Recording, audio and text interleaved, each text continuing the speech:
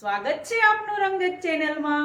હું સિદ્ધિ કમાણી રોજ તમને અવનવી વાનગીઓ શીખવું છું। જો તમને મારી આ વાનગી પસંદ આવતી હોય તો તમે મારી ચેનલને સબસ્ક્રાઇબ કરો, મારા વિડીયોને લાઈક કરો અને તમારા ગ્રુપમાં મારા વિડીયો શેર કરો। તો આજે આપણે સ્વામિનારાયણના લાડુ, જેને આપણે મગજના લાડુ કહીએ છીએ, એ લાડુ બનાવતા શીખીશું। તો ચાલો આજે બનાવવાનું શરૂ કરીએ મગજના લાડુ। લાડુ બનાવવા માટેના ઇન્ગ્રેડિયન્ટ્સ આપણે જોઈ લઈએ। મેં એક વાટકી ચણાનો કરકરો લોટ લીધો છે।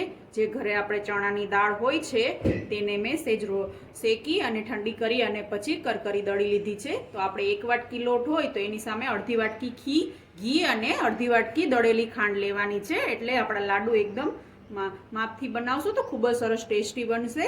તો અડધી વાટકી દળેલી ખાંડ, અડધી વાટકી ઘી અને જરૂર મુજબ દૂધ લેવાનું છે। તો મેં અડધી વાટકી દૂધ લીધું છે અને ઇલાયચી પાવડર। તો ચાલો આપણે બનાવવાનું શરૂ કરીએ મગજના લાડુ। મગજના લાડુ બનાવવા માટે આપણે એક મિક્સિંગ બાઉલ લેવાનું છે। હવે આપણે એની અંદર જે કકરો લોટ હતો એ એડ કરીશું। લોટ એડ થાય પછી આપણે લોટની અંદર આપણે ધાબો દઈને મગજના લાડુ બનાવશું। તો જેવા સ્વામિનારાયણના પ્રસાદના લાડુ હોય તેવા ટેસ્ટી એકદમ લાડુ બનશે।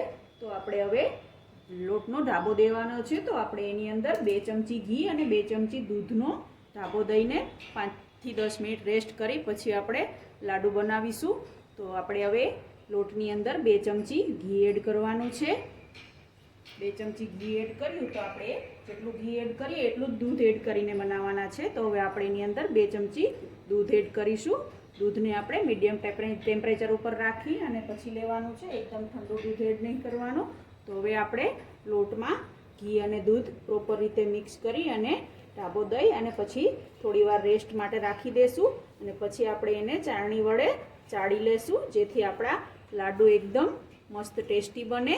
તો આવી રીતે આપણે મિક્સ કરી અને રેસ્ટ કરી પછી આપણે એને ચાળી અને પછી આપણે મગજના લાડુ બનાવીશું। લોટને ધાબો દઈને જે રેસ્ટ કરવા માટે મૂક્યો હતો તે 5 થી 10 મિનિટ રેસ્ટ કરી હવે આપણે એને ચાળણી લઈ અને ચાળી લેવાનો છે, જેથી એક સરખો લોટ થાય અને લાડુ મસ્ત બને કકરા। તો આપણે હવે આવી રીતે એક ચાળણી લેવાની છે, એની અંદર બધા જ લોટને એડ કરી અને હાથ વડે આવી રીતે પ્રેસ કરી અને આપણે ચાળી લેવાનો છે, જેથી જેની અંદરના જે ગાંઠા હોય એ બધા વ્યવસ્થિત ચડાઈ જાય અને મેલ્ટ થઈ અને બધો બહાર વ્યવસ્થિત એકહરખો લોટ થઈ જાય। તો આવી રીતે આપણે લોટ ચાળી લેશું અને પછી હવે આપણે લાડુ બનાવવા માટે એને શેકવા માટે લઈ લેશું। તમે જોઈ શકો છો આપણે જે લોટ ચાળીને રેડી કર્યો હતો તે એકદમ દાણેદાર મસ્ત રેડી થઈ ગયો છે। તો હવે આપણે લાડુ બનાવવાનું ચાલુ કરીશું। મગજના લાડુ બનાવવા માટે આપણે એક પેન ગરમ કરવા માટે મૂકીશું અને પેનની અંદર આપણે જે અડધી વાટકી ઘી લીધું હતું તે આપણે ઘી એડ કરીશું।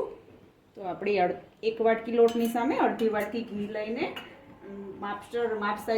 માપસર લાડુ બનાવશું તો ખૂબ જ ટેસ્ટી અને દાણેદાર લાડુ બનશે। જે સ્વામિનારાયણની લાડુડી આપણે ખાઈએ છીએ એવી ટેસ્ટી જ બનશે। તો હવે આપણું સેજ પણ થોડું ઘી ગરમ થાય એટલે ગેસની ફ્લેમ સ્લો રાખી અને આપણે એની અંદર જે લોટ રેડી કર્યો છે એ આપણે એડ કરી દેશું।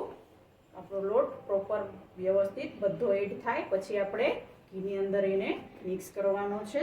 તો હવે આપણે એને ધીમા તાપે શેકી લેશું, જેથી એકદમ મસ્ત રીતે શેકાય અને અંદરથી પણ મસ્ત સ્મેલવાળો શેકાઈ જાય। એટલા માટે આપણે ગેસની ફ્લેમ સ્લો રાખી અને શેકવાનો છે લોટ, જેથી લાડુ એકદમ દાણેદાર અને ટેસ્ટી બને। તો આવી રીતે બધો જ ઘી અને લોટ મિક્સ થઈ જાય અને વ્યવસ્થિત સુગંધ આવે ત્યાં સુધી આપણે એને શેકવાનો છે અને શેકાય પછી આપણે એની અંદર દૂધ અને ખાંડ નાખી અને મગજના લાડુ બનાવીશું। તો આવી રીતે આપણે ગેસની ફ્લેમ સ્લો રાખી બધા જ લોટને લાઇટ બ્રાઉન થાય ત્યાં સુધી શેકવાનો છે અને મસ્ત સ્મેલ આવે ત્યાં સુધી આપણે એને શેકી લેશું। તમે જોઈ શકો છો આપણો જે મગજના લાડુનો લોટ મેં શેકવા માટે આપણે શેકતા હતા તે મસ્ત રીતે શેકાઈ ગયો છે। તો હવે આપણે એની અંદર 2 ચમચી દૂધ એડ કરીશું, જેથી એકદમ દાણેદાર લાડુ બને। તો આપણે 2 ચમચી દૂધ એડ કરી અને વ્યવસ્થિત મિક્સ કરી લેશું, એટલે મસ્ત લાડુનો ટેસ્ટ પણ સારો આવે ને એકદમ બાર જેવા લાડુ સ્વામિનારાયણના બનાવે છે તેવા લાડુ બને. તો હવે આપણે દૂધ મિક્સ કરશું એટલે એકદમ લોટ આપણો જાળીદાર થઈ જશે. તમે જોઈ શકો છો મસ્ત જાળીદાર લોટ થઈ ગયો છે અને એકદમ કણીવાળો બની ગયો છે. તો હવે આવી રીતે આપણે એની અંદર દૂધ મિક્સ થાય એટલે આપણે તૈયાર મિશ્રણને ઠંડુ કરવા માટે રાખી દઈશું. ઠંડુ થાય પછી આપણે એની અંદર દળેલી ખાંડ અને એલચીનો પાવડર એડ કરી અને લાડુ બનાવી લેશું. તો આવી રીતે આપણે બધું જ મિશ્રણ મિક્સ થાય પછી આપણે હવે એને પ્લેટની અંદર ઠંડુ કરવા માટે કાઢી લેશું. મગજના લાડુ બનાવવા માટેનું મિશ્રણ આપણે જે ઠંડુ કરવા માટે મૂક્યું હતું તે એકદમ ઠંડુ થાય પછી જ આપણે એની અંદર ખાંડ એડ કરવાની છે. તો હવે આપણે મિશ્રણની અંદર જે અડધી વાટકી મેં ખાંડ લીધી હતી દળેલી તે આપણે એડ કરી દઈશું અને ઇલાયચી પાવડર એડ કરી દઈશું અને બધું જ વ્યવસ્થિત રીતે મિક્સ કરી અને પછી આપણે લાડુ બનાવી લઈશું. તો ખાંડ અને ઇલાયચી પાવડર પ્રોપર રીતે મિક્સ થાય ત્યાં સુધી આપણે મિશ્રણને મિક્સ કરવાનું છે અને પછી આપણે હથેળીમાં ઘી લગાવી અને લાડુ બનાવી લઈશું.